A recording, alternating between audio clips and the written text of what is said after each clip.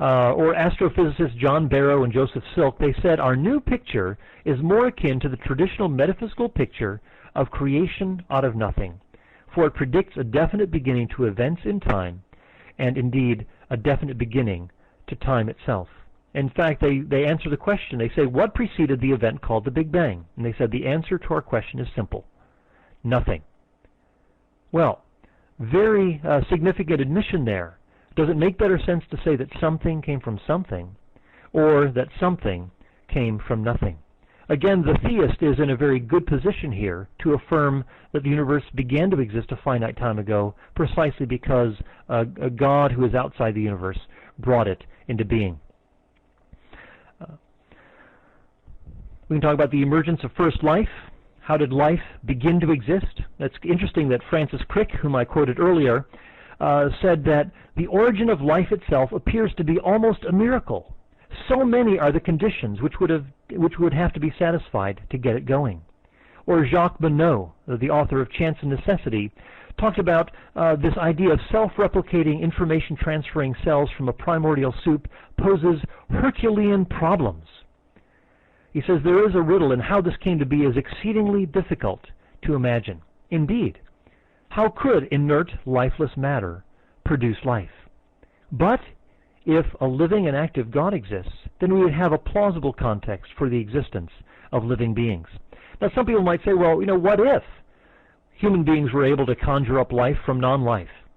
Well, of course, thus far these theories have failed, but even if they were able to produce life from non-life, showing a succession of naturalistic processes, it would further support our claim that it takes a lot of intelligent planning to get life going.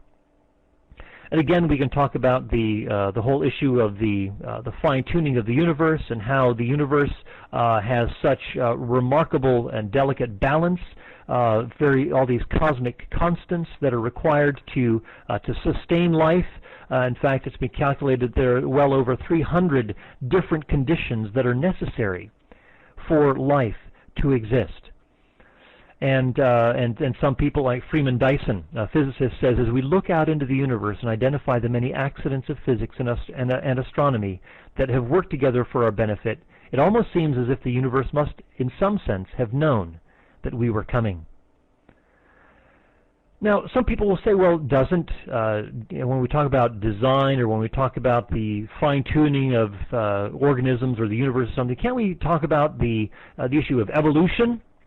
Well, I think sometimes the issue of evolution can be a sidetracking device, and basically what I'll do is I'll tell people, well, Darwin himself, in his Origin of Species, assumes a creator has existed to get evolution off the ground. Let me just quote to you from the last couple of pages of the Origin of the Species. He says, to my mind, it accords better with what we know of the laws impressed on matter by the Creator, that the production and extinction of the past and present inhabitants of the world should have been due to secondary causes. So he talks about the Creator. In fact, he uses the term Creator over 100 times, or the idea of create and creation and so forth. And he also says this on the last page of his book. He says there is a grandeur in this view of life with its several powers, having been originally breathed by the Creator into a few forms or into one. From so simple a beginning, endless forms most beautiful and most wonderful have been and are being evolved. Now this is remarkable. Some people say, well, evolution discounts the existence of God. Well, not according to Charles Darwin. Not according to many other people. Now, I'm not an evolutionist myself, but I think that evolution is beside the point, because God can certainly utilize the evolutionary process to bring about his purposes.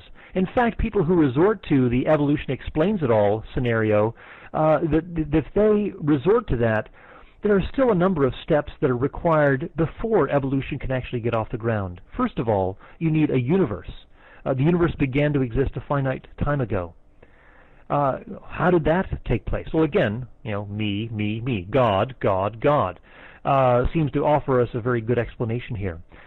Secondly, the universe is finely tuned for life. Again, evolution isn't going to simply explain how this came about with all this remarkable fine-tuning. Some sort of explanation seems warranted. And then thirdly, how could life come from non-life? Again, here we have God is offering us a very helpful explanation for how life could emerge in the context of non-living matter. So you see, evolution can only get going once those various steps are in place. And again, those are huge. So just to resort to an evolutionary scenario to account for the works is not going to be adequate. First of all, we have to account for how the universe came to existence uncaused, out of nothing. We have to account for how it became so finely tuned for life. We have to come up with some sort of a scenario, perhaps, that accounts for how life could emerge from non-life. Well, I could go on and talk about a number of these features, and I probably should give opportunity for you all to interact with me.